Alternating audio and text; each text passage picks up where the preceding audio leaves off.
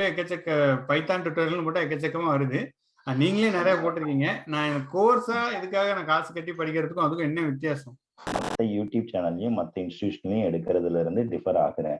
So இதனால என்ன use அப்படின்னு கேட்டிங்கன்னா, கண்டிப்பா அவங்களோட ரெக்குவயர்மெண்ட் வந்து ஃபுல்ஃபில் வந்து ஆயிரும். ஓகேவா?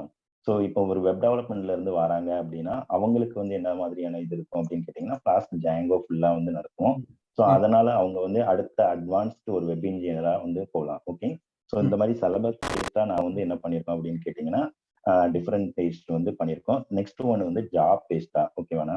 இப்போ பைத்தான் வந்து ஃபுல் சிலபஸ் நீங்க சொல்ற மாதிரி அந்த யூடியூப் தியரிட்டிக்கல் ஃபுல் வீடியோஸ் வந்து நம்ம பார்த்தோம் அப்படின்னா, பைத்தான் மட்டும் இண்டிபெண்டா வச்சு ஜாப் வந்து நம்ம வந்து அச்சீவ் வந்து பண்ண முடியாது. ஓகே. இப்போ உள்ள மார்க்கெட்ல.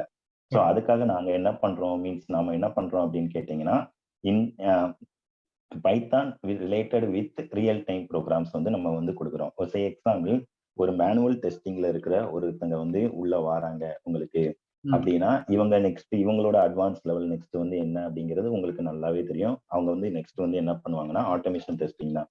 இப்போ நிறைய பேக்ரவுண்ட் வந்து பாத்தீங்க அப்படின்னா, உங்களுக்கு வந்து என்ன இருக்கு அப்படின்னா, மேனுவல் டெஸ்டிங்ல இருந்து ஆட்டோமேஷன் டெஸ்டிங் தான் மூவ் பண்றாங்க உங்களுக்கு. ஸோ அப்போ ஆட்டோமேஷன் டெஸ்டிங் அப்படின்னு பார்க்கும்போது 2 ஃப்ரேம் ஒர்க் தான் கண்டிப்பா இருக்கு. ஒன்னு வந்து Selenium biggest framework, good ஃப்ரேம் ஒர்க்னு சொல்லலாம் இன் ஆட்டோமேஷன்ல. ரெண்டாவது வந்து பாத்தீங்கன்னா பைத்தான்ல எழுதுன unit test and pytest. ஆனா பை டெஸ்ட் ஃபர்ஸ்ட் நம்ம சொல்லிக்கலாம்.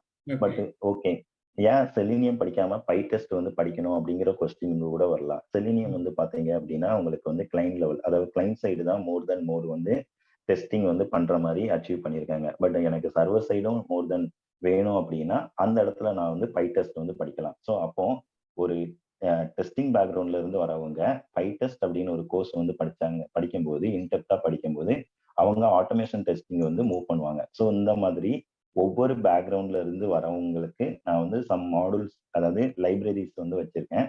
ஸோ இதை வந்து அவங்க வந்து படிக்கிறதுனால கண்டிப்பா ஜாப்பும் அச்சீவ் பண்ணுவாங்க, அவங்களோட லெவல்ல அடுத்த லெவலும் போவாங்க.